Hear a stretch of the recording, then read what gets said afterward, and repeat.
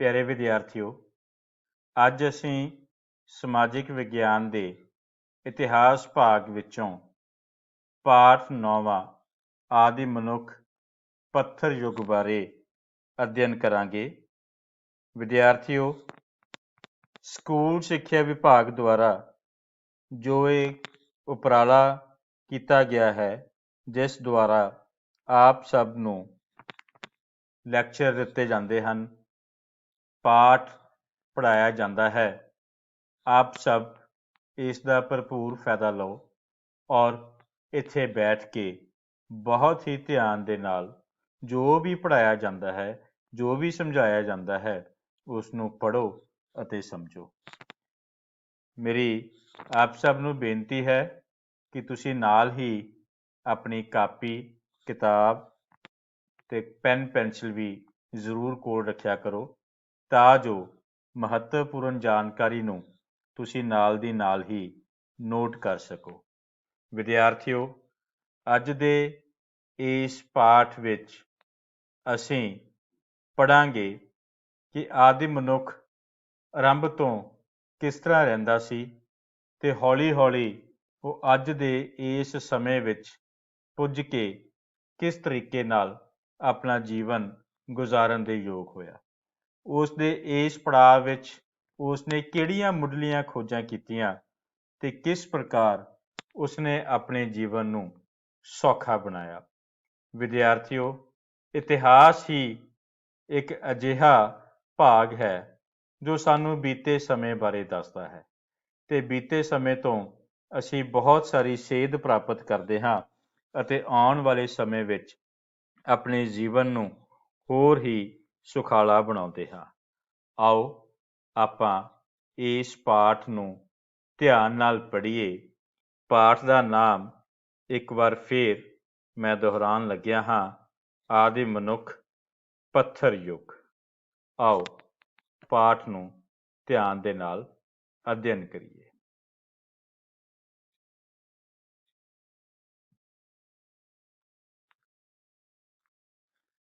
ਸੋ ਬੇਟਾ, ਇਤਿਹਾਸ ਤੋਂ ਪਹਿਲੇ ਸਮੇਂ ਨੂੰ ਪੂਰਵ ਇਤਿਹਾਸ ਕਿਹਾ ਜਾਂਦਾ ਹੈ। ਜਿਸ ਤਰ੍ਹਾਂ ਕਿ ਆਪਾਂ ਪਿਛਲੇ ਪਾਠ ਵਿੱਚ ਦੇਖਿਆ ਸੀਗਾ ਕਿ ਇਤਿਹਾਸ ਤੇ ਪੂਰਵ ਇਤਿਹਾਸ ਦਾ ਫਰਕ ਮੈਂ ਉਦੋਂ ਤੁਹਾਨੂੰ ਸਮਝਾਇਆ ਸੀ। ਸੋ ਜਿਹੜਾ ਲਿਖਤੀ ਇਤਿਹਾਸ, ਲਿਖਤੀ ਵੇਰਵੇ ਸਾਡੇ ਕੋਲ ਜਿਸ ਸਮੇਂ ਦੇ ਨਹੀਂ ਹਨ, ਉਹ ਪੂਰਵ ਇਤਿਹਾਸ ਹੈ। ਸੋ ਇਸ ਪੂਰਵ ਇਤਿਹਾਸ ਨੂੰ ਤੇ ਇਤਿਹਾਸ ਨੂੰ ਦੋਹਾਂ ਨੂੰ ਸਾਨੂੰ ਚੰਗੀ ਤਰ੍ਹਾਂ ਸਮਝ ਲੈਣਾ ਚਾਹੀਦਾ ਹੈ। ਪੂਰਵ ਇਤਿਹਾਸ ਦੇ ਸਮੇਂ ਨੂੰ ਅਸੀਂ 3 ਹਿੱਸਿਆਂ ਵਿੱਚ ਵੰਡਦੇ ਹਾਂ। ਪਹਿਲਾ ਹੈ ਪੁਰਾਤਨ ਪੱਥਰ ਯੁੱਗ, ਫਿਰ ਹੈ ਮੱਧ ਪੱਥਰ ਯੁੱਗ ਤੇ ਉਸ ਤੋਂ ਬਾਅਦ ਹੈ ਨਵਾਂ ਪੱਥਰ ਯੁੱਗ। ਅਸੀਂ ਦੇਖਾਂਗੇ ਕਿ ਇਹਨਾਂ ਤਿੰਨਾਂ ਯੁੱਗਾਂ ਦੇ ਵਿੱਚ ਮਨੁੱਖ ਨੇ ਕਿਸ ਤਰੀਕੇ ਨਾਲ ਆਪਣਾ ਜੀਵਨ ਗੁਜ਼ਾਰਿਆ ਤੇ ਕਿਸ ਤਰੀਕੇ ਨਾਲ ਉਸਦਾ ਰਹਿਣ ਸਹਿਣ ਸੀ, ਉਹ ਕੀ ਕੰਮ ਧੰਦੇ ਕਰ ਰਿਹਾ ਸੀ, ਉਹ ਕੀ ਖਾਂਦਾ ਪੀਂਦਾ ਸੀ, ਉਹ ਕਿੱਥੇ ਵਿਚਰਦਾ ਸੀ ਅਤੇ ਉਹ ਆਪਣੇ ਜੀਵਨ ਯਾਪਨ ਲਈ ਕਿਹੜੀਆਂ ਚੀਜ਼ਾਂ ਦੀ ਵਰਤੋਂ ਕਰਦਾ ਸੀ, ਜਿਸ ਨਾਲ ਉਹ ਆਪਣਾ ਜੀਵਨ ਸੌਖਾ ਮਹਿਸੂਸ ਕਰਦਾ ਸੀ। ਸੋ ਵਿਦਿਆਰਥੀਓ, ਇਹਨਾਂ ਤਿੰਨਾਂ ਪੁਆਇੰਟਸ ਨੂੰ ਤੁਸੀਂ ਯਾਦ ਰੱਖਣਾ ਹੈ। ਮੇਰੇ ਨਾਲ ਫਿਰ ਦੁਹਰਾਈ ਕਰੋ ਕਿ ਇਤਿਹਾਸ ਤੋਂ ਪਹਿਲੇ ਸਮੇਂ ਨੂੰ ਪੂਰਵ ਇਤਿਹਾਸ ਕਿਹਾ ਜਾਂਦਾ ਹੈ। ਇਸ ਸਮੇਂ ਨੂੰ 3 ਹਿੱਸਿਆਂ ਵਿੱਚ ਵੰਡਿਆ ਗਿਆ ਹੈ: ਪੁਰਾਤਨ ਪੱਥਰ ਯੁੱਗ, ਮੱਧ ਪੱਥਰ ਯੁੱਗ ਤੇ ਨਵਾਂ ਪੱਥਰ ਯੁੱਗ। ਆਓ ਵਾਰੀ-ਵਾਰੀ ਆਪਾਂ ਇਹਨਾਂ ਦਾ ਅਧਿਐਨ ਕਰੀਏ। ਵਿਦਿਆਰਥੀਓ, ਸਭ ਤੋਂ ਪਹਿਲਾਂ ਅਸੀਂ ਦੇਖਾਂਗੇ ਕਿ ਪੁਰਾਤਨ ਪੱਥਰ ਯੁੱਗ ਕੀ ਸੀ ਤੇ ਇਸ ਵਿੱਚ ਮਨੁੱਖ ਕਿਸ ਤਰ੍ਹਾਂ ਦਾ ਸੀ।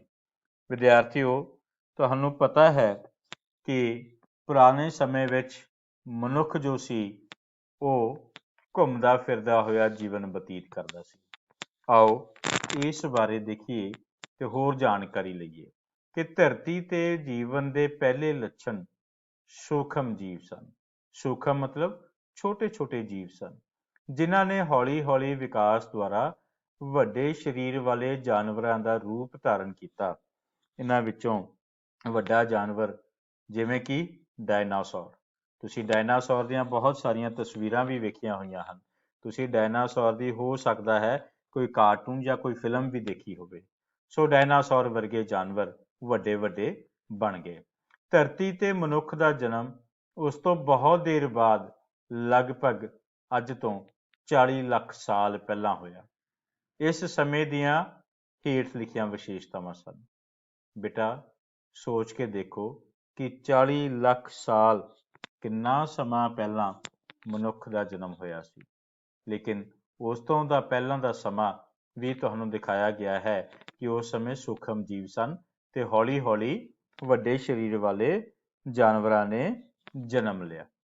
ਸੋ ਇਸ ਯੁੱਗ ਦਾ ਮਨੁੱਖ ਸ਼ਿਕਾਰੀ ਅਤੇ ਖਾਦ ਸੰਗ੍ਰਹਿਕ ਮਤਲਬ ਖਾਣ ਪੀਣ ਵਾਲਾ ਸਮਾਨ ਇਕੱਠਾ ਕਰਨ ਵਾਲਾ, ਖਾਦ ਮਤਲਬ ਖਾਣ ਦਾ, ਸੰਗ੍ਰਹਿਕ ਮਤਲਬ ਇਕੱਠਾ ਕਰਨਾ। ਸੋ ਇਸ ਯੁੱਗ ਦਾ ਮਨੁੱਖ ਸ਼ਿਕਾਰੀ ਸੀ, ਸ਼ਿਕਾਰ ਕਰਕੇ ਖਾਂਦਾ ਸੀ, ਅਤੇ ਖਾਦ ਸੰਗ੍ਰਹਿਕ ਮਤਲਬ ਭੋਜਨ ਇਕੱਠਾ ਕਰਨ ਵਾਲਾ ਸੀ। ਉਹ ਕੱਚਾ ਮਾਂਸ ਖਾਂਦਾ ਅਤੇ ਜੰਗਲੀ ਕੰਦਮੂਲ ਖਾਂਦਾ ਸੀ। ਜੰਗਲੀ ਕੰਦਮੂਲ ਮਤਲਬ ਘਾਹ, ਪੱਤੇ, ਫਲ, ਉਹਨੂੰ ਜੋ ਮਿਲਦਾ ਸੀ ਉਹ ਖਾ ਜਾਂਦਾ ਸੀ। ਤੇ ਇਸ ਸਮੇਂ ਉਸ ਨੂੰ ਅੱਗ ਬਾਰੇ ਵੀ ਕੋਈ ਜਾਣਕਾਰੀ ਨਹੀਂ ਸੀ। ਜੰਗਲੀ ਜਾਨਵਰਾਂ ਤੋਂ ਬਚਣ ਲਈ ਮਨੁੱਖ ਝੁੰਡ ਬਣਾ ਕੇ ਰਹਿੰਦਾ ਸੀ। ਝੁੰਡ ਮਤਲਬ ਇਕੱਠੇ ਹੋ ਕੇ ਉਹ ਘੁੰਮਦੇ ਸੀ। ਉਹ ਜਾਨਵਰਾਂ ਵਾਂਗ ਉਸ ਦਾ ਜੀਵਨ ਬਤੀਤ ਹੁੰਦਾ ਸੀ। ਭੋਜਨ ਦੀ ਭਾਲ ਵਿੱਚ ਵੀ ਉਹ ਘੁੰਮਦਾ ਫਿਰਦਾ ਰਹਿੰਦਾ ਸੀਗਾ। ਉਸ ਦਾ ਜੀਵਨ ਕੁਦਰਤੀ ਵਸਤਾਂ ਉੱਤੇ ਨਿਰਭਰ ਕਰਦਾ ਸੀ। ਮਨੁੱਖ ਕੋਲ ਉਸ ਸਮੇਂ ਕੱਪੜੇ ਨਹੀਂ ਹੁੰਦੇ ਸਨ ਬੇਟਾ, ਨਾ ਉਸ ਨੂੰ ਕੱਪੜਿਆਂ ਬਾਰੇ ਕੁਝ ਪਤਾ ਹੁੰਦਾ ਸੀ। ਉਹ ਆਪਣੇ ਸਰੀਰ ਨੂੰ ਜਾਨਵਰਾਂ ਦੀਆਂ ਖੱਲਾਂ, ਦਰਖਤਾਂ ਦੇ ਪੱਤੇ ਅਤੇ ਛਿਲਕਿਆਂ ਦੇ ਨਾਲ ਢੱਕਦਾ ਹੁੰਦਾ ਸੀ। ਬੇਟਾ ਰਹਿਣ ਵਾਸਤੇ ਉਸ ਕੋਲ ਕੋਈ ਖਾਸ ਟਿਕਾਣਾ ਨਹੀਂ ਹੁੰਦਾ ਸੀ। ਉਹ ਰਾਤ ਨੂੰ ਦਰਖਤਾਂ ਆਦਿ ਜਾਂ ਪੱਥਰਾਂ ਦੇ ਵਿਸ਼ਰਾਮ ਘਰਾਂ ਦੇ ਵਿੱਚ, ਜਿੱਥੇ ਕਿਤੇ ਉਹਨੂੰ ਗੁਫਾ ਕੋਈ ਮਿਲਦੀ ਸੀ ਬਣੀ ਹੋਈ, ਉੱਥੇ ਹੀ ਉਹ ਆਪਣਾ ਗੁਜ਼ਾਰਾ ਕਰ ਲੈਂਦਾ ਸੀ, ਚਲਾ ਜਾਂਦਾ ਸੀ, ਰਾਤ ਕੱਟ ਲੈਂਦਾ ਸੀ। ਸੋ ਇਸ ਯੁੱਗ ਦਾ ਮਨੁੱਖ ਸ਼ਿਕਾਰੀ ਅਤੇ ਖਾਦ ਸੰਗ੍ਰਹਿਕ ਦੇ ਨਾਮ ਨਾਲ ਜਾਣਿਆ ਜਾਂਦਾ ਹੈ। ਤੁਸੀਂ ਇਹ ਗੱਲ ਯਾਦ ਰੱਖਣੀ ਹੈ ਕਿ ਇਸ ਯੁੱਗ ਦਾ ਮਨੁੱਖ ਜੋ ਸੀ ਉਹ ਸ਼ਿਕਾਰੀ ਸੀ ਤੇ ਖਾਦ ਸੰਗ੍ਰਹਿਕ ਸੀ। ਉਹ ਆਪਣੀ ਵਰਤੋਂ ਲਈ ਪੱਥਰਾਂ ਦੇ ਔਜ਼ਾਰ ਅਤੇ ਹਥਿਆਰ ਬਣਾਉਂਦਾ ਸੀ। ਸੋ ਉਸਦੇ ਔਜ਼ਾਰ ਕਾਹਦੇ ਸੀ? ਬਿਲਕੁਲ ਠੀਕ, ਪੱਥਰਾਂ ਦੇ, ਜਿਵੇਂ ਭਾਲੇ, ਗੰਡਾਸੇ ਆਦਿ। ਮਨੁੱਖ ਦੀ ਇਸ ਯੁੱਗ ਨੂੰ ਪੁਰਾਤਨ ਯੁੱਗ ਕਿਹਾ ਜਾਂਦਾ ਹੈ। ਸੋ ਮਨੁੱਖ ਦੀ ਕਹਾਣੀ ਦੇ ਇਸ ਯੁੱਗ ਨੂੰ ਪੁਰਾਤਨ ਪੱਥਰ ਯੁੱਗ ਕਿਹਾ ਜਾਂਦਾ ਹੈ ਤੇ ਅੰਗਰੇਜ਼ੀ ਦੇ ਵਿੱਚ ਇਸ ਨੂੰ ਅਸੀਂ ਪੈਲੀਓਲਿਥਿਕ ਪੀਰੀਅਡ ਕਿਹਾ ਜਾਂਦਾ ਹੈ। ਅੰਗਰੇਜ਼ੀ ਵਿੱਚ ਇਸ ਨੂੰ ਅਸੀਂ ਕੀ ਕਹਾਂਗੇ? ਪੈਲੀਓਲਿਥਿਕ ਪੀਰੀਅਡ। ਸੋ ਫਿਰ ਤੋਂ ਤੁਸੀਂ ਦੁਹਰਾਈ ਕਰ ਸਕਦੇ ਹੋ ਨਾਲ ਦੀ ਨਾਲ ਹੀ ਕਿ ਇਸ ਯੁੱਗ ਦਾ ਮਨੁੱਖ ਸ਼ਿਕਾਰੀ ਤੇ ਖਾਦ ਸੰਗ੍ਰਹਿਕ ਸੀ, ਪੱਥਰਾਂ ਦੇ ਔਜ਼ਾਰ ਤੇ ਹਥਿਆਰ ਬਣਾਉਂਦਾ ਸੀ। ਇਸ ਯੁੱਗ ਨੂੰ ਪੁਰਾਤਨ ਪੱਥਰ ਯੁੱਗ ਕਿਹਾ ਜਾਂਦਾ ਹੈ ਅਤੇ ਅੰਗਰੇਜ਼ੀ ਵਿੱਚ ਇਸ ਨੂੰ ਪੈਲੀਓਲਿਥਿਕ ਪੀਰੀਅਡ ਦੇ ਨਾਂ ਨਾਲ ਜਾਣਿਆ ਜਾਂਦਾ ਹੈ। ਆਓ ਆਪਾਂ ਅੱਗੇ ਹੋਰ ਅਧਿਐਨ ਕਰੀਏ ਤੇ ਇਸ ਬਾਰੇ ਜਾਣਕਾਰੀ ਲਈਏ ਕਿ ਇਸ ਸਮੇਂ ਮਨੁੱਖ ਕਿਸ ਤਰ੍ਹਾਂ ਦਾ ਸੀ, ਕੀ ਜੀਵਨ ਬਤੀਤ ਕਰਦਾ ਸੀ। ਸੋ ਕਿਸ ਤਰ੍ਹਾਂ ਉਸਨੇ ਹੌਲੀ ਹੌਲੀ ਅਗਲੇ ਪੜਾਵਾਂ ਨੂੰ ਹਾਸਲ ਕੀਤਾ। ਸੋ ਵਿਦਿਆਰਥੀਓ, ਤੁਸੀਂ ਇਹ ਤਸਵੀਰ ਦੇਖੋ।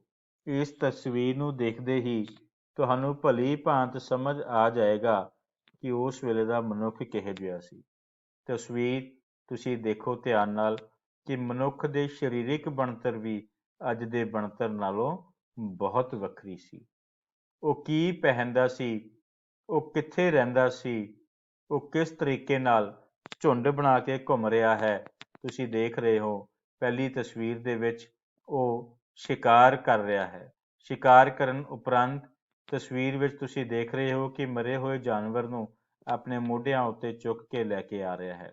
ਇਸ ਸਮੇਂ ਉਸ ਨੂੰ ਕੁਝ ਵੀ ਪਕਾ ਕੇ ਖਾਣ ਦੀ ਜਾਚ ਨਹੀਂ ਸੀ। ਉਸ ਨੂੰ ਕੁਝ ਵੀ ਜਾਣਕਾਰੀ ਹਾਸਲ ਨਹੀਂ ਸੀ। ਉਹਦਾ ਜਿੱਥੇ ਦਿਲ ਕਰਦਾ ਉਹ ਚਲਾ ਜਾਂਦਾ, ਜਿੱਥੇ ਦਿਲ ਕਰਦਾ ਸੌ ਜਾਂਦਾ। ਉਸ ਕੋਲ ਪਹਿਨਣ ਲਈ ਕੋਈ ਖਾਸ ਕੱਪੜੇ ਨਹੀਂ ਸਨ। ਖਾਸ ਕੀ ਉਦੋਂ ਤਾਂ ਕੱਪੜੇ ਹੈ ਹੀ ਨਹੀਂ ਸੀ। ਜੋ ਇਸਤੇਮਾਲ ਕਰਦਾ ਸੀ ਉਹ ਦਰਖਤਾਂ ਦੀਆਂ ਪੱਤੀਆਂ, ਟਾਹਣੀਆਂ ਜਾਂ ਛਿਲਕਿਆਂ ਦੀ ਹੀ ਵਰਤੋਂ ਕਰਿਆ ਕਰਦਾ ਸੀ। ਸੋ ਵਿਦਿਆਰਥੀਓ, ਆਓ ਅੱਗੇ ਆਪਾਂ ਦੇਖੀਏ ਕਿ ਇਸ ਤੋਂ ਬਾਅਦ ਦਾ ਸਮਾਂ ਕੀ ਆਇਆ। ਇਸ ਤੋਂ ਬਾਅਦ ਸ਼ੁਰੂ ਹੋਇਆ ਮੱਧ ਪੱਥਰ ਯੁੱਗ, ਜਿਸ ਨੂੰ ਅੰਗਰੇਜ਼ੀ ਵਿੱਚ ਮੈਸੋਲਿਥਿਕ ਪੀਰੀਅਡ ਕਿਹਾ ਜਾਂਦਾ ਹੈ।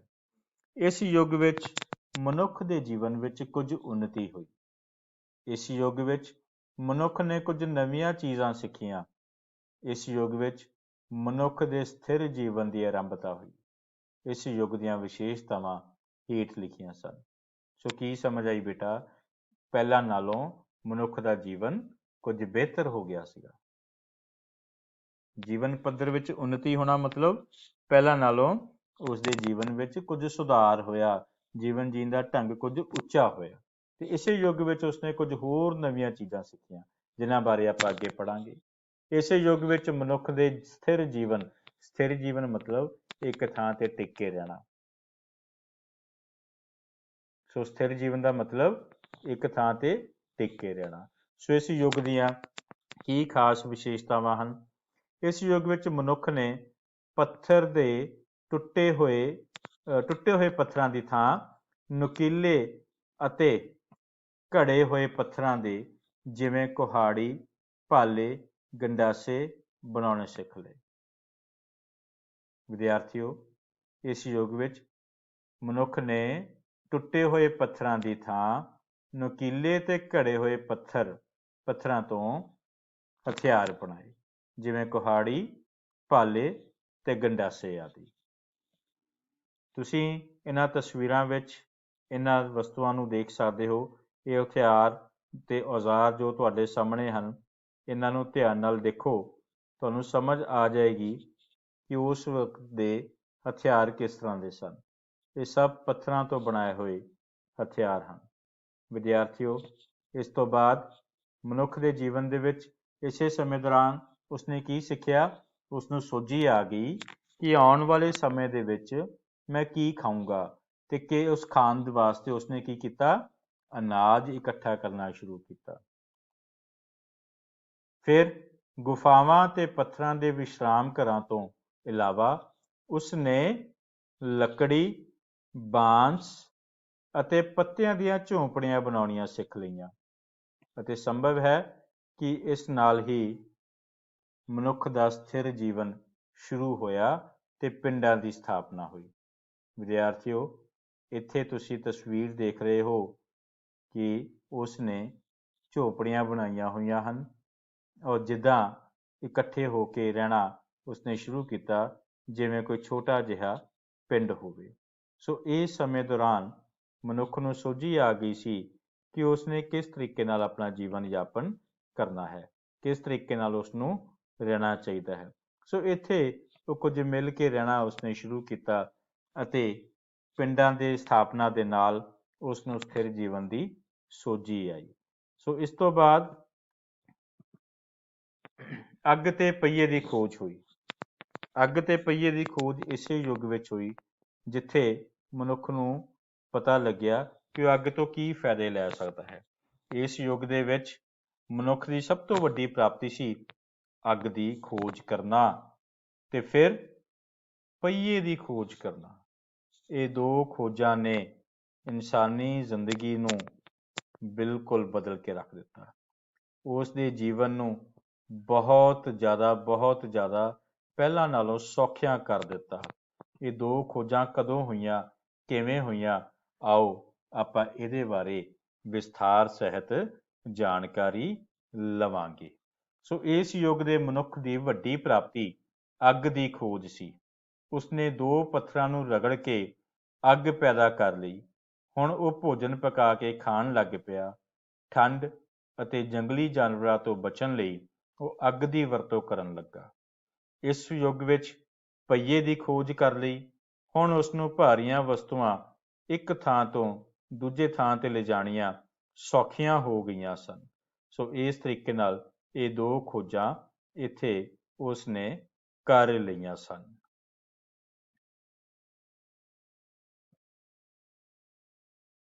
ਅੱਗ ਦੀ ਖੋਜ ਨਾਲ ਮਨੁੱਖ ਦੇ ਜੀਵਨ ਵਿੱਚ ਕੀ ਕੁਝ ਫਰਕ ਪਏ?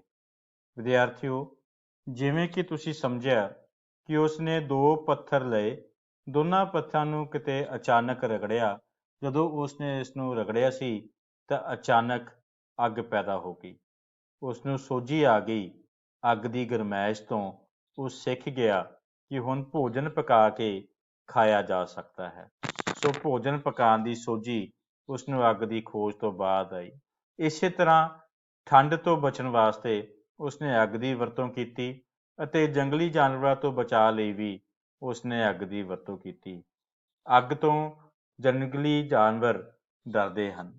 ਇਸ ਤਰੀਕੇ ਨਾਲ ਇਹ ਅੱਗ ਨੂੰ ਵੀ ਉਸਨੇ ਇੱਕ ਤਰੀਕੇ ਦੇ ਹਥਿਆਰ ਅਤੇ ਔਜ਼ਾਰ ਵਜੋਂ ਵਰਤ ਲਿਆ। ਵਿਦਿਆਰਥੀਓ, ਤੁਹਾਡੇ ਸਾਹਮਣੇ 2 ਤਸਵੀਰਾਂ ਹਨ ਜਿੱਥੇ ਇੱਕ ਵਿਅਕਤੀ ਬੈਠਾ ਆਦਿ ਮਨੁੱਖ, ਉਸਦੇ ਹੱਥ ਵਿੱਚ 2 ਪੱਥਰ ਹਨ। ਇਹਨਾਂ ਦੋਹਾਂ ਪੱਥਰਾਂ ਨੂੰ ਰਗੜ ਕੇ ਉਸਨੇ ਅੱਗ ਪੈਦਾ ਕੀਤੀ। ਉਸ ਤੋਂ ਬਾਅਦ ਤੁਸੀਂ ਦੂਸਰੀ ਤਸਵੀਰ ਦੇਖ ਰਹੇ ਹੋ ਜਿੱਥੇ ਆਦਿ ਮਨੁੱਖ ਕੁਝ ਬੈਠੇ ਹੋਏ ਹਨ ਅਤੇ ਉਹ ਅੱਗ ਸੇਕ ਰਹੇ ਹਨ ਅਤੇ ਸਰਦੀ ਤੋਂ ਬਚਾਵ ਕਰ ਰਹੇ ਹਨ। ਨਾਲ ਦੀ ਨਾਲ ਹੀ ਇਸ ਤਸਵੀਰ ਦੇ ਵਿੱਚੋਂ ਤੁਸੀਂ ਇਹ ਵੀ ਦੇਖੋ ਕਿ ਇੱਕ ਵਿਅਕਤੀ ਆਪਣੇ ਪਿੱਛੇ ਪਿੱਠ ਦੇ ਉੱਤੇ ਇੱਕ ਮਰਿਆ ਹੋਇਆ ਜਾਨਵਰ ਚੁੱਕ ਕੇ ਲਿਆਇਆ ਹੈ, ਜਿਸ ਨੂੰ ਉਹ ਹੁਣ ਪਕਾ ਕੇ ਖਾਣਗੇ। ਸੋ ਵਿਦਿਆਰਥੀਓ, ਤੁਹਾਨੂੰ ਸਮਝ ਆ ਜਾਣੀ ਚਾਹੀਦੀ ਹੈ ਕਿ ਪਹਿਲੇ ਪਹਿਲ ਮਨੁੱਖ ਨੇ ਅੱਗ ਦੀ ਖੋਜ ਕਿਸ ਤਰੀਕੇ ਨਾਲ ਕੀਤੀ ਸੀ ਤੇ ਅੱਗ ਦੀ ਖੋਜ ਨਾਲ ਉਸਨੇ ਕੀ ਫਾਇਦੇ ਲੈਣੇ ਸ਼ੁਰੂ ਕੀਤੇ ਸਨ। ਇਸੇ ਤਰੀਕੇ ਨਾਲ ਇਸ ਸਮੇਂ ਉਸ ਨੇ ਪਹੀਏ ਦੀ ਵੀ ਖੋਜ ਕੀਤੀ। ਸੋ ਪਹੀਏ ਦੀ ਖੋਜ ਕਿਸ ਤਰ੍ਹਾਂ ਹੋਈ ਹੋਵੇਗੀ? ਪਹੀਏ ਦੀ ਖੋਜ ਨਾਲ ਉਸਨੂੰ ਕੀ ਫਾਇਦੇ ਹੋਏ ਹੋਣਗੇ? ਵਿਦਿਆਰਥੀਓ, ਇਸ ਸਮੇਂ ਇੱਕ ਚਪਟੀ ਵਸਤੂ ਨੂੰ ਚੁੱਕ ਕੇ ਖਿੱਚ ਕੇ ਲੈ ਜਾਣਾ ਨਾਲੋਂ ਇੱਕ ਗੋਲ ਵਸਤੂ ਨੂੰ ਰੇੜ ਕੇ ਇੱਕ ਥਾਂ ਤੇ ਦੂਜੇ ਥਾਂ ਤੇ ਲੈ ਜਾਣਾ ਬੜਾ ਸੌਖਾ ਹੁੰਦਾ ਹੈ। ਸੰਭਵ ਹੈ ਕਿ ਮਨੁੱਖ ਨੇ ਲੱਕੜੀ ਦੇ ਗੱਠੇ ਨੂੰ ਰੇੜ ਕੇ ਇਹ ਗੱਲ ਸਿੱਖ ਲਈ ਹੋਵੇ। ਬਹੁਤ ਪੋਸੀਬਲ ਹੈ ਵਿਦਿਆਰਥੀਓ।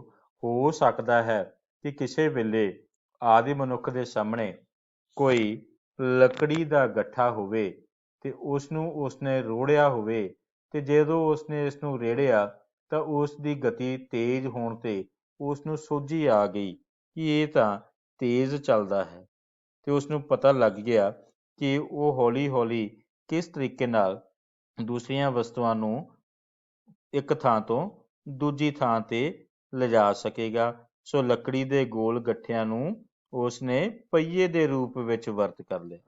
ਸੋ ਇਸ ਤਰ੍ਹਾਂ ਜਦੋਂ ਲੱਕੜੀ ਦੇ ਗੋਲ ਗੱਠਿਆਂ ਦੀ ਪਹੀਏ ਦੇ ਰੂਪ ਵਿੱਚ ਵਰਤੋਂ ਸੰਭਵ ਹੋਈ ਤਾਂ ਫਿਰ ਇਹੀ ਕਦਮ ਮਨੁੱਖ ਦਾ ਮਸ਼ੀਨੀ ਯੁੱਗ ਦੀ ਦਿਸ਼ਾ ਵਿੱਚ ਪਹਿਲਾ ਕਦਮ ਸੀ। ਸੋ ਬਹੁਤ ਹੀ ਮਹੱਤਵਪੂਰਨ ਗੱਲ ਹੈ ਵਿਦਿਆਰਥੀਓ ਕਿ ਪਹੀਏ ਦੀ ਖੋਜ ਮਨੁੱਖ ਦਾ ਮਸ਼ੀਨੀ ਯੁੱਗ ਵਿੱਚ ਪਹਿਲਾ ਕਦਮ ਸੀ। ਇਸ ਨਾਲ ਵਿਕਾਸ ਦੀ ਗਤੀ ਆਸਾਨ ਹੋ ਗਈ ਅਤੇ ਪਹਿਲਾਂ ਨਾਲੋਂ ਹੋਰ ਵੀ ਤੇਜ਼ ਹੋ ਗਈ। ਸੋ ਇਹ ਗੱਲਾਂ ਤੁਸੀਂ ਯਾਦ ਰੱਖਣੀਆਂ ਹਨ ਕਿ ਅੱਗ ਦੀ ਖੋਜ ਤੇ ਪਹੀਏ ਦੀ ਖੋਜ ਕੀ ਸੀ, ਉਸ ਦਾ ਕੀ ਪ੍ਰਭਾਵ ਸੀ। ਸੋ ਇਸ ਨਵਾਂ ਪੱਥਰ ਯੁੱਗ ਜਿੱਥੇ ਮਨੁੱਖ ਇੱਕ ਉਤਪਾਦਕ ਦੇ ਰੂਪ ਵਿੱਚ ਆਇਆ। ਵਿਦਿਆਰਥੀਓ, ਇਸ ਯੁੱਗ ਦਾ ਮਨੁੱਖ ਪਹਿਲਾਂ ਨਾਲੋਂ ਬਹੁਤ ਸਿਆਣਾ ਹੋ ਗਿਆ ਸੀ। ਇਹ ਇੱਕ ਨਵੀਂ ਸਭਿਅਤਾ ਦਾ ਆਰੰਭ ਸੀ। ਇਹ ਪੱਥਰ ਯੁੱਗ ਦਾ ਤੀਸਰਾ ਅਤੇ ਅੰਤਮ ਯੁੱਗ ਸੀ। ਇਸ ਯੁੱਗ ਦੀਆਂ ਵਿਸ਼ੇਸ਼ਤਾਵਾਂ ਅੱਗੇ ਦੱਸੀਆਂ ਹੋਈਆਂ ਹਨ। ਮਨੁੱਖ ਨੇ ਅਨਾਜ ਉਗਾਉਣਾ ਅਤੇ ਉਸ ਨੂੰ ਪਕਾਉਣਾ ਸਿੱਖ ਲਿਆ ਸੀ। ਮਨੁੱਖ ਨੇ ਵੇਖਿਆ ਹੋਵੇਗਾ ਕਿ ਅਨਾਜ ਦੇ ਇਹ ਦਾਣੇ ਜੋ ਭੂਮੀ ਤੇ ਸੁੱਟੇ ਜਾਂਦੇ ਹਨ, ਉਹਨਾਂ ਤੋਂ ਨਵੇਂ ਪੌਦੇ ਉੱਗ ਆਉਂਦੇ ਸਨ ਤੇ ਫਿਰ ਉਸ ਤੋਂ ਅਨਾਜ ਪ੍ਰਾਪਤ ਹੁੰਦਾ ਸੀ। ਉਸਨੇ ਹੌਲੀ ਹੌਲੀ ਇਹ ਵੀ ਸਿੱਖਿਆ ਕਿ ਕਦੋਂ ਬੀਜ ਮਿੱਟੀ ਵਿੱਚ ਜਲਦੀ ਤੇ ਵਧੀਆ ਪੈਦਾਵਾਰ ਲਈ ਬੀਜਣੇ ਚਾਹੀਦੇ ਹਨ। ਭੂਮੀ ਅਤੇ ਅਜਿਹੀਆਂ ਹੋਰ ਚੀਜ਼ਾਂ ਨੂੰ ਖੇਤੀ ਲਈ ਕਿਵੇਂ ਤਿਆਰ ਕੀਤਾ ਜਾਂਦਾ ਹੈ।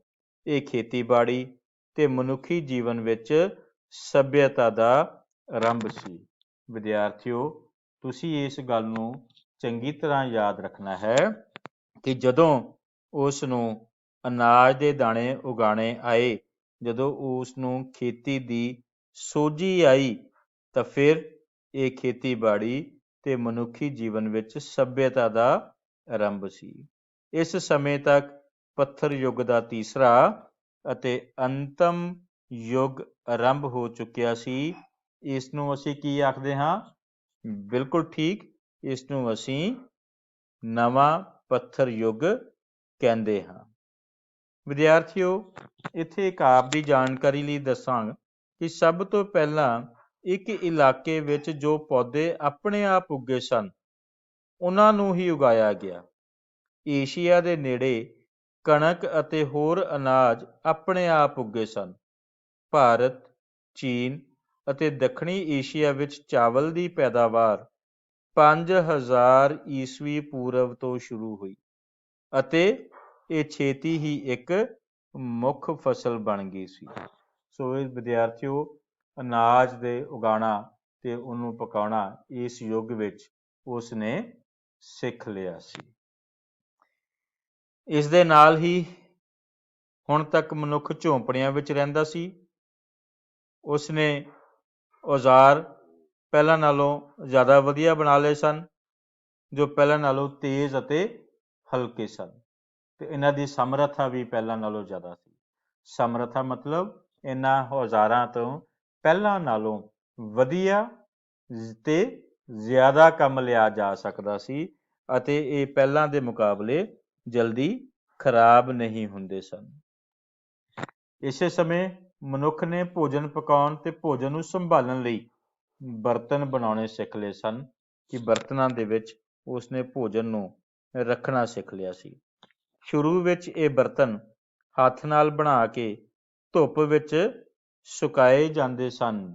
ਫਿਰ ਉਸ ਤੋਂ ਬਾਅਦ ਵਿੱਚ ਮਨੁੱਖ ਨੇ ਚੱਕ ਤੇ ਬਰਤਨ ਬਣਾ ਕੇ ਉਹਨਾਂ ਨੂੰ ਭੱਠੀ ਵਿੱਚ ਪਕਾਉਣਾ ਸਿੱਖ ਲਿਆ ਸੀ।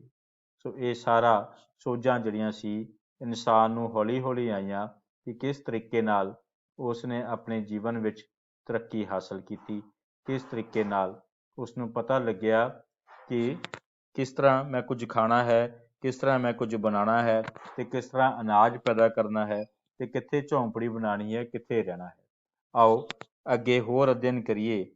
ਜਦੋਂ ਮਨੁੱਖ ਇੱਕ ਕਲਾਕਾਰ ਦੇ ਰੂਪ ਵਿੱਚ ਸਾਡੇ ਸਾਹਮਣੇ ਆਇਆ, ਵਿਦਿਆਰਥੀਓ, ਮਨੁੱਖ ਨੇ ਜਿੱਥੇ ਕਿਤੇ ਉਹ ਰਹਿੰਦਾ ਸੀ ਉੱਥੇ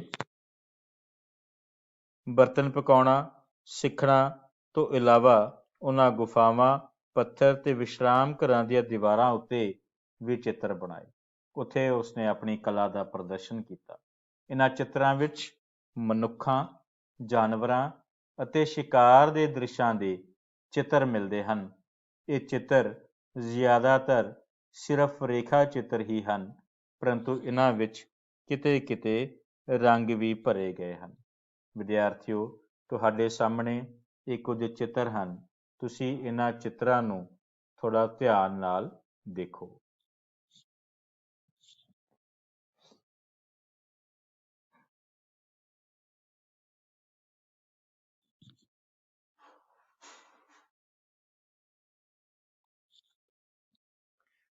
ਸੋ ਸ਼ਾਇਦ ਇਹ ਜੋ ਚਿੱਤਰ ਉਸਨੇ ਬਣਾਏ ਸੀਗੇ, ਇਸ ਨੂੰ ਸੰਸਾਰ ਦੀ ਪਹਿਲੀ ਘਰ ਸਜਾਵਟ ਕਿਹਾ ਜਾ ਸਕਦਾ ਹੈ। ਉਸਨੇ ਨੁਕੀਲੇ ਪੱਥਰਾਂ ਤੇ ਰੰਗਾਂ ਦੀ ਸਹਾਇਤਾ ਦੇ ਨਾਲ ਇਹ ਸੋਹਣੇ ਸੋਹਣੇ ਚਿੱਤਰ ਪ੍ਰਦਰਸ਼ਿਤ ਕੀਤੇ। ਇਹ ਪੱਥਰ ਚਿੱਤਰ ਜੋ ਤੁਸੀਂ ਸਾਹਮਣੇ ਦੇਖ ਰਹੇ ਹੋ। ਵਿਦਿਆਰਥੀਓ, ਭਾਰਤ ਦੇ ਅਨੇਕਾਂ ਭਾਗਾਂ ਅਤੇ ਸੰਸਾਰ ਵਿੱਚ ਕਈ ਹੋਰ ਸਥਾਨਾਂ ਤੋਂ ਇਹ ਚਿੱਤਰ ਪ੍ਰਾਪਤ ਹੋਏ ਹਨ। ਭਾਰਤ ਵਿੱਚ ਮੱਧ ਪ੍ਰਦੇਸ਼ ਵਿੱਚ ਭੋਪਾਲ ਵਿੱਚ ਭੀਮ ਬੈਠਕਾ ਨਾਮ ਸਥਾਨ ਹੈ, ਜਿੱਥੇ ਅਜਿਹੇ ਚਿੱਤਰ ਮਿਲੇ ਹਨ। ਇਹਨਾਂ ਤੁਕਾਂ ਦੀ ਦੁਹਰਾਈ ਕਰੋ ਕਿ ਭਾਰਤ ਦੇ ਅਨੇਕਾਂ ਭਾਗਾਂ ਅਤੇ ਸੰਸਾਰ ਵਿੱਚ ਕਈ ਹੋਰ ਸਥਾਨਾਂ ਤੋਂ ਇਹ ਚਿੱਤਰ ਪ੍ਰਾਪਤ ਹੋਏ ਹਨ। ਭਾਰਤ ਵਿੱਚ ਮੱਧ ਪ੍ਰਦੇਸ਼ ਜੋ ਰਾਜ ਹੈ, ਉੱਥੇ ਭੋਪਾਲ ਦੇ ਇਲਾਕਾ ਹੈ, ਉੱਥੇ ਭੀਮ ਬੈਠਕਾ ਨਾਮ ਸਥਾਨ। ਸੋ ਭੀਮ ਬੈਠਕਾ ਦਾ ਜੋ ਸਥਾਨ ਹੈ ਉੱਥੋਂ ਅਜਿਹੇ ਚਿੱਤਰ ਪ੍ਰਾਪਤ ਹੋਏ ਹਨ। ਇਸ ਨੂੰ ਫੈਸ਼ਨ ਜਾਂ ਸ਼ਿੰਗਾਰ ਦੀ ਸ਼ੁਰੂਆਤ ਵੀ ਕਿਹਾ ਜਾ ਸਕਦਾ ਹੈ, ਕਿਉਂਕਿ ਮਨੁੱਖ ਨੇ ਕੀਮਤੀ ਪੱਥਰਾਂ, ਪੱਕੀ ਮਿੱਟੀ, ਹਾਥੀ ਦੰਦ ਆਦਿ ਦੇ ਮਣਕੇ ਬਣਾਉਣੇ ਸਿੱਖ ਲਏ ਸਨ ਤੇ ਇਹਨਾਂ ਦੀ ਵਰਤੋਂ ਉਹ ਗਹਿਣਿਆਂ ਦੇ ਰੂਪ ਵਿੱਚ ਕਰਦਾ ਸੀ, ਸ਼ਿੰਗਾਰ ਦੇ ਰੂਪ ਵਿੱਚ ਕਰਦਾ ਸੀ। ਇਹ ਸਭ ਕੁਝ ਉਸ ਦੇ ਅੰਦਰ ਜੋ ਕਲਾ ਸੀ, ਉਸ ਕਲਾ ਦੀ ਭਾਵਨਾ ਦਾ ਸਬੂਤ ਹੈ।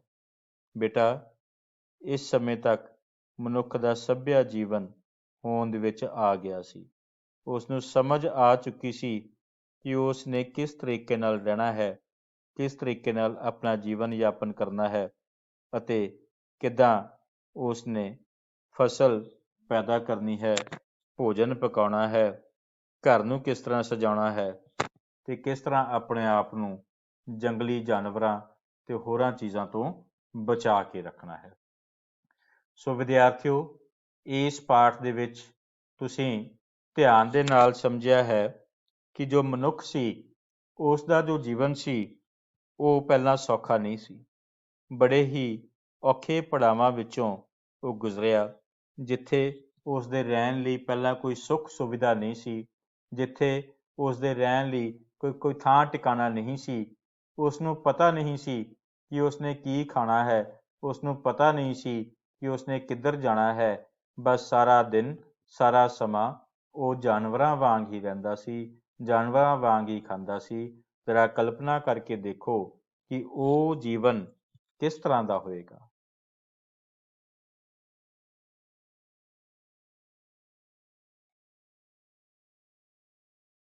ਤੁਹਾਡੇ ਚਿਹਰਿਆਂ ਉੱਤੇ ਹੈਰਾਨੀ ਦੇ ਭਾਵ ਆ ਗਏ, ਤੁਹਾਡੇ ਮਨ ਦੇ ਵਿੱਚ ਇੱਕ ਹਲਕੀ ਜਿਹੀ ਮੁਸਕਰਾਹਟ ਵੀ ਆਈ ਜੋ ਕਿ ਹੈਰਾਨੀ ਨਾਲ ਭਰੀ ਹੋਈ ਸੀ। ਵਿਦਿਆਰਥੀਓ, ਤੁਸੀਂ ਆਪਣੀ ਜਗ੍ਹਾ ਬਿਲਕੁਲ ਠੀਕ ਹੋ, ਤੁਹਾਡੀ ਸੋਚ ਬਿਲਕੁਲ ਠੀਕ ਹੈ। ਸ਼ਾਇਦ ਤੁਹਾਨੂੰ ਯਕੀਨ ਨਹੀਂ ਆਉਂਦਾ ਹੋਵੇਗਾ ਕਿ ਵਾਕਈ ਮਨੁੱਖ ਇਸ ਤਰ੍ਹਾਂ ਦੇ ਪੜਾਅ ਦੇ ਵਿੱਚੋਂ ਕਦੇ ਨਿਕਲਿਆ ਹੋਵੇਗਾ। ਤੁਸੀਂ ਬਿਲਕੁਲ ਠੀਕ ਹੋ, ਲੇਕਿਨ ਵਿਦਿਆਰਥੀਓ, ਮਨੁੱਖ ਦੀ ਸੋਝੀ ਨੇ ਕੰਮ ਕੀਤਾ। ਉਸ ਦੇ ਅੰਦਰ ਜੋ ਭਾਵ ਜਜ਼ਬਾਤ ਸਨ, ਉਸ ਦੀ ਉਸ ਨੇ ਬੜੇ ਹੀ ਸਿਆਣਪਤਾ ਦੇ ਨਾਲ ਵਰਤੋਂ ਕੀਤੀ ਤੇ ਫਿਰ ਹੌਲੀ ਹੌਲੀ ਜੀਵਨ ਦੇ ਵਿੱਚ ਅੱਗੇ ਅੱਗੇ ਵਧਦੇ ਤਰੱਕੀ ਹਾਸਲ ਕੀਤੀ। ਆਓ ਅਭਿਆਸ ਲਈ ਕੁਝ ਪ੍ਰਸ਼ਨ ਦੇਖੀਏ। ਖਾਲੀ ਥਾਵਾਂ ਭਰੋ।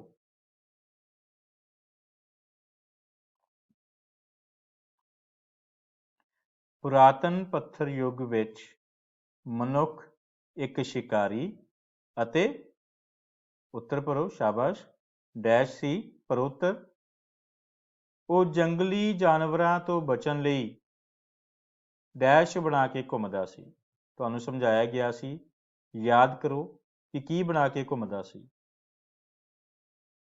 ਮਨੁੱਖ ਨੇ ਅੱਗ ਦੀ ਖੋਜ ਡੈਸ਼ ਪੱਥਰ ਯੁੱਗ ਵਿੱਚ ਕੀਤੀ। ਵਿਦਿਆਰਥੀਓ, 3 ਪੱਥਰ ਯੁੱਗਾਂ ਬਾਰੇ ਆਪਾਂ ਗੱਲ ਕੀਤੀ ਹੈ। ਯਾਦ ਕਰੋ ਕਿਸ ਪੱਥਰ ਯੁੱਗ ਵਿੱਚ ਮਨੁੱਖ ਨੇ ਅੱਗ ਦੀ ਖੋਜ ਕੀਤੀ ਸੀ। ਡੈਸ਼ ਪੱਥਰ ਯੁੱਗ ਦਾ ਤੀਸਰਾ ਅਤੇ ਅੰਤਮ ਪੱਥਰ ਯੁੱਗ ਸੀ। ਪਹੀਏ ਦੀ ਖੋਜ ਡੈਸ਼ ਯੁੱਗ ਵਿੱਚ ਹੋਈ। ਅੱਗ ਦੀ ਖੋਜ ਨਾਲ ਮਨੁੱਖ ਦੇ ਜੀਵਨ ਵਿੱਚ ਕੀ ਤਬਦੀਲੀ ਆਈ? ਭਾਰਤ ਦੇ ਕਿਸ ਰਾਜ ਅਤੇ ਕਿਸ ਸਥਾਨ ਉੱਪਰ ਪੱਥਰ ਚਿੱਤਰ ਮਿਲੇ ਹਨ? ਕਿਸ ਪੱਥਰ ਯੁੱਗ ਨੂੰ ਸ਼ਿੰਗਾਰ ਜਾਂ ਫੈਸ਼ਨ ਦੀ ਸ਼ੁਰੂਆਤ ਆਖ ਸਕਦੇ ਹਾਂ? ਸੋ ਇਹ ਪਾਠ ਤੁਸੀਂ ਪੜ੍ਹ ਲਿਆ ਹੈ, ਚੰਗੀ ਤਰ੍ਹਾਂ ਇਸ ਦਾ ਅਧਿਐਨ ਕਰ ਲਿਆ ਹੈ। ਵਿਦਿਆਰਥੀਓ, ਮੈਨੂੰ ਯਕੀਨ ਹੈ ਕਿ ਤੁਸੀਂ ਸਾਰੀਆਂ ਮਹੱਤਵਪੂਰਨ ਗੱਲਾਂ ਨੂੰ ਆਪਣੀ ਕਾਪੀ ਉੱਤੇ ਨੋਟ ਕਰ ਲਿਆ ਹੋਵੇਗਾ ਅਤੇ ਹੁਣ ਤੁਸੀਂ ਇਸ ਦੀ ਸਹੀ ਤਰੀਕੇ ਨਾਲ ਪੂਰੀ ਦੁਹਰਾਈ ਕਰੋਗੇ ਅਤੇ ਜੋ ਵੀ ਪ੍ਰਸ਼ਨ ਪੁੱਛੇ ਗਏ ਹਨ ਉਹਨਾਂ ਪ੍ਰਸ਼ਨਾਂ ਦੇ ਉੱਤਰ ਵੀ ਲੱਭਣ ਦੀ ਕੋਸ਼ਿਸ਼ ਕਰੋਗੇ। ਬਹੁਤ ਬਹੁਤ ਧੰਨਵਾਦ।